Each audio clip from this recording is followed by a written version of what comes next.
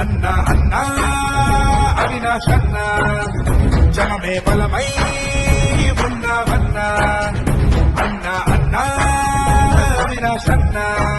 జగనన్న బాటే నువ్వు నడిచావన్నా వెలిగే సూర్యుడిలా వస్తున్నాడు అదిగో అదిగో చీకటి తరిమేసే కిరణం కాదా అతడే అతడు